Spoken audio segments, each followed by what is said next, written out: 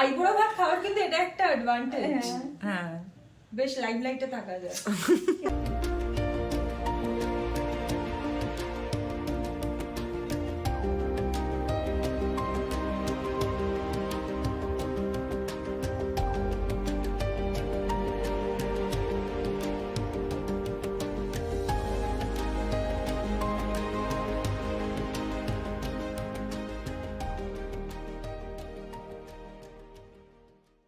Hello viewers, the recreational স্টোরিজে তোমাদের আরও একবার স্বাগত। আমি দোলা, আমি চলে এসেছি আজকে আবার একটা নতুন ব্লগ নিয়ে। বহুদিন পর আজকে একটা ব্লগ আসতে চলেছে। তার কারণ হচ্ছে তোমাদেরকে কমিউনিটি পোস্টও আমি দিয়েছিলাম, আমার শরীরটা একটু খারাপ এখনও আছে। হঠাৎ করে অফিস থেকে ফেরার সময় আমার কার্টিলেজে প্রচণ্ড রকমভাবে আঘাত পায়, সেই থেকে বিছানায় শয্যাশায়ী হয়ে যায়। কিন্তু আজ আমাকে যেতেই হচ্ছে একটা বিশেষ দরকারি, সেটা হচ্ছে রাইমার আজকে অফিসিয়াল ফার্স্ট আইবুড়ো ভাত খাওয়াচ্ছে হচ্ছে আমার ছোটোবেলার বন্ধু তাপসী। আই হোপ তাপসীকে তোমরা অনেকেই চেনো। তো তাপসী আজকে খাওয়াচ্ছে, সেই জন্য আমি আর রাইমা এখন যাচ্ছি হচ্ছে তাপসীর বাড়িতে চন্দননগরে। দেখতে থাকো ব্লগটা, আজকে সারাটা দিন আমাদের সঙ্গে থাকো। দারুণ মজার মজার অনেক কিছুই হয়তো আমাদের জন্য অপেক্ষা করছে। তো চলো দেখতে থাকো।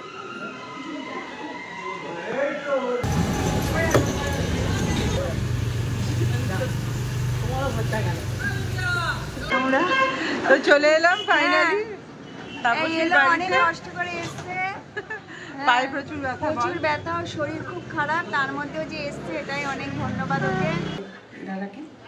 তো এই যে আমরা চলে এসেছি তাপসীর বাড়িতে, আর এই তো কাকিমা, তোমরা চেনো।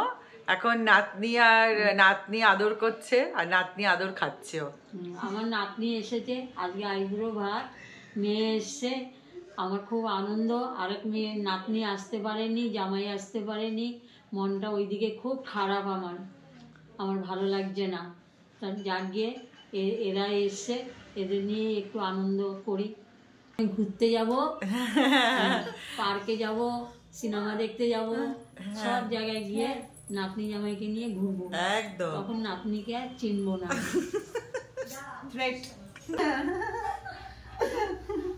কেমন আছিস? এখন শরীর ঠিক আছে? হ্যাঁ ঠিক আছে।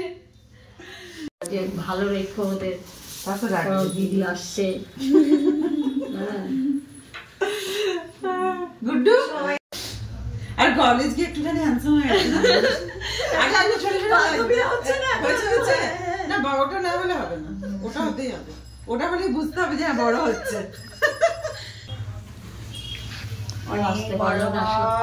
সুখে থাকো, শান্তিতে থাকো আমার মা। মাসিমণির আদর খাওয়া হচ্ছে এবার। আইবুড়ো ভাত খাওয়ার কিন্তু এটা একটা অ্যাডভান্টেজ। হ্যাঁ, বেশ লাইমলাইটে থাকা যায়। না সেরকম না, মানে তাপসীর কাছে বা কাকিমার কাছে কোনো অকেশন লাগে না, তুই যখন আসবি তখনই আদর খাবি। এখানে ওসব লাগে না। আমি একটু অন্যরকম। আমার নানি আসে। কি বলছে দিদা, কি বলছে? নাতি নিয়ে আমার খুব ভালো লাগে। এই সোনাই দি, তোমরা ও সোনাই দি আমার, তুমি ছোট না মেজো, ও ছোট, ও বড়।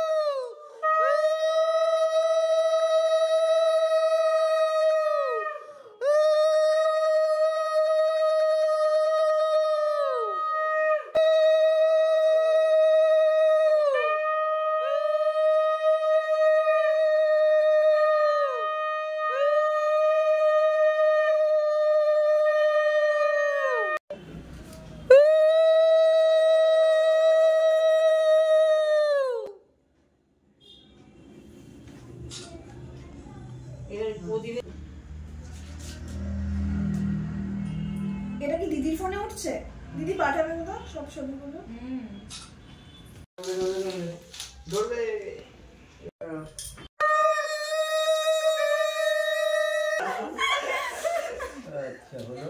হয়ে গেছে।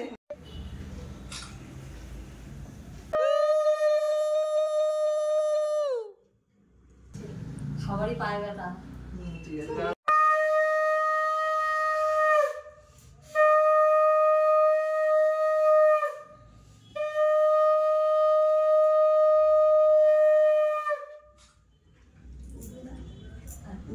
একটা বাটি দিয়ে সাতটা দিয়ে পায়ে দিচ্ছে।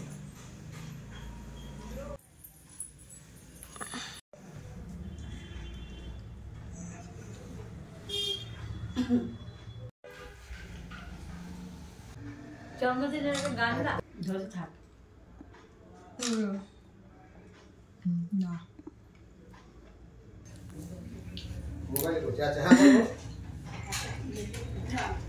দারুণ দারুণ রান্না।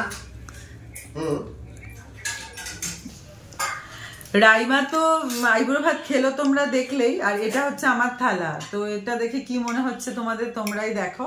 ও আমাকেও আইবুড়ো ভাতের মতো করেই সাজিয়ে দিয়েছে আর কি। আমার আসলে আগে বিয়ে হয়েছিল তাপসীর পরে, সেই সময় খাওয়াতে পারিনি, তো ওই জন্য আজকে খাইয়ে দিচ্ছে 30 বছর পরে। ও হ্যাঁ, ও হস্টেলে ছিল তখন, সেই জন্য খাওয়াতে পারিনি, আজকে খাওয়াচ্ছে 30 বছর পর। একবারে মা মেন্টুলের হয়ে গেছে। হ্যাঁ ভালোই উঠেছে।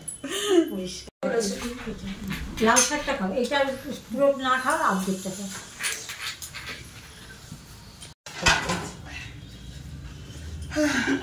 বেশ টক টক। লেবু দিয়েছি, তারপরে তোরটা নিয়ে আয়। এই তো নেবো, চিন্তা করবি না। দই তোলো না, দই আছে তোমার জন্য, এনেছে তো।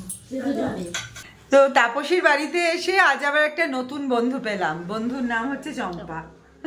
তো খুব ভালো লাগলো আলাপ হয়ে। তাপসীরই বন্ধু। আজকে রাইমার আইবুড়ো ভাত উপলক্ষে ও ইনভাইটেড ছিল, তো সেই জন্য এলাম, বেশ ভালো লাগলো। তো তুমি যেও কিন্তু আমাদের বাড়িতে। যাবো, আমিও ভালো লাগলো, আমারও খুব। রাইমা, বাবাই আর কাকিমা আগে চলে গেছে, এখন আমরা এই যে তিনজনে মিলে যাচ্ছি। জাস্ট রাস্তাটা, এই রাস্তাটাকে ক্রস করবো আর পৌঁছে যাবো, এইটুকুই। চলো।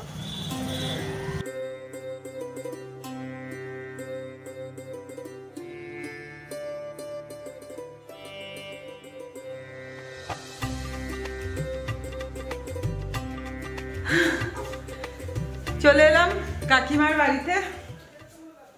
তো পায়ে তো প্রচন্ড ব্যথা, তোমাদেরকে ব্লগের শুরুতেই বললাম, তাও কষ্ট করে চলে এলাম। আর এবার এখন এখানে আবার একটুখানি আড্ডা হবে। কাকিমা নিচে ঘুমোচ্ছে, একটু বাদে আসবে। এই যে আমার প্রিয় সখী তাপসী। তোমরা কে কে চেনো কমেন্ট করো। যে যে চেনো কমেন্ট করো, ভালো কথা বলেছি। যেটা দেখি যতজন আছে শত্রু মিত্র সব কমেন্ট করে দিয়েছে, কমেন্টে আমার লিখেছে, ও এটা ওই বন্ধুটা না। আজকে তো প্রচুর খাওয়া হলো, জানো তো, এত খেয়েছি, মানে এতখানি তো লাঞ্চে খাবার অভ্যাস নেই, হঠাৎ করে খেলে যেটা হয়। তবে ওর বঞ্জিকে আইবুড়ো ভাত মানে খাইয়েছে, তো অ্যারেঞ্জমেন্ট তো করবেই, এটা খুব স্বাভাবিক। অনেক সকালে উঠেছে, অনেক সকালবেলা উঠে তারপর আমাদের সবার জন্য রান্না টান্না করেছে, তাই তো? হ্যাঁ করলাম। এবার ভয়ও পেলাম, কি জানি শেষ করতে পারবো না, কি শীতের বেলা তো খুব তাড়াতাড়ি কেটে যায়। তা দেখলাম না, অ্যাট লাস্ট হলো। খুবই সুন্দর রান্না হয়েছিল, আমরা সবাই খুব ভালোবেসে খেয়েছি। তো এই হচ্ছে ব্যাপার। এখন আমরা একটু সবাই মিলে গল্প করে নিই, তারপর আবার আসছি, তোমাদের সাথে দেখা হবে একদম তাপসীদের ছাদে। ঠিক আছে, তাই তো? একদম।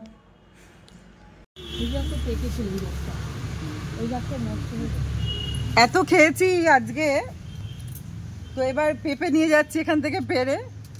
কদিন আবার পেঁপে দিয়ে পাতলা করে ঝোল খেতে হবে, এই ব্যাপারটাকে ব্যালেন্স করতে হবে। হ্যাঁ, তো